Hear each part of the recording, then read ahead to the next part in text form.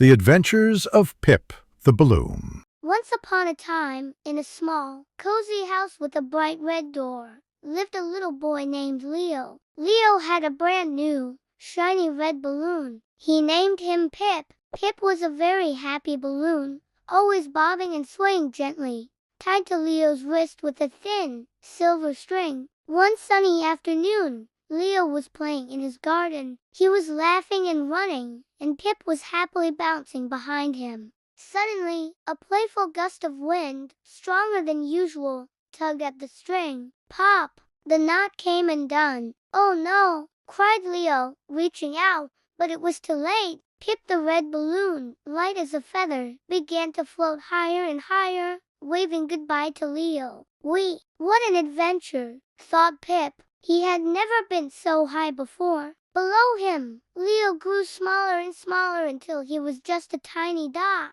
Pip floated over Leo's house, then over the tall trees in the park, and then over the town square where people looked like tiny ants scurrying around. He saw colorful cars like little beetles on the roads, and the shimmering blue river winding like a snake. His first stop was a big, fluffy white cloud. "Hello," whispered Pip, gently bumping into it. The cloud felt soft and cool, like cotton candy. He played hide and seek with the cloud for a while, peeking out from behind its edges. Then, a friendly breeze came along and gently pushed Pip further. He floated over a bright green field where a herd of sleepy sheep grazed. "Baa," said one curious lamb, looking up at the red balloon. Pip bounced happily, making the lamb giggle. Next, he saw a beautiful, sparkling lake. The sun made the water shimmer, and Pip saw his own reflection, a perfect red circle, bouncing on the waves. He dipped down just a little, letting the cool water gently kiss his smooth surface. As the sun began to set, painting the sky in shades of orange and pink, Pip floated towards a tall, majestic mountain. It looked like a giant, sleeping dragon. He settled near the peak, watching the stars begin to twinkle. He felt a little bit lonely, but also very proud of his journey. Suddenly, he heard a soft whoosh. A magnificent hot air balloon, much bigger than him, was slowly rising from the other side of the mountain. It was decorated with colorful stripes and had a basket full of happy people waving. "Hello, little red balloon," shouted a friendly voice from the basket. "Are you lost?" Pip bounced excitedly. He wasn't lost, but he was ready for a new adventure.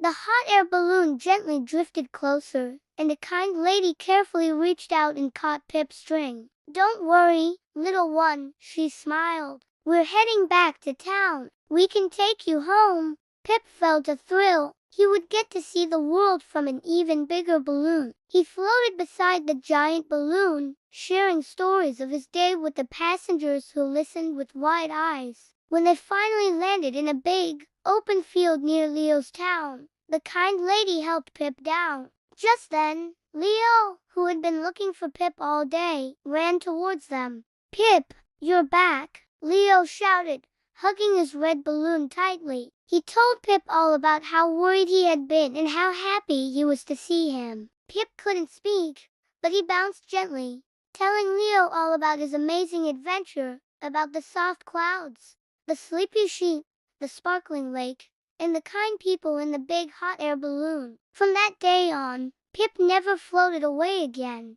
But every now and then, when the wind blew just right, Leo and Pip would look up at the sky, remembering the day Pip went on his wonderful adventure. And Pip would bob a little extra, knowing he was a very special, well-traveled balloon.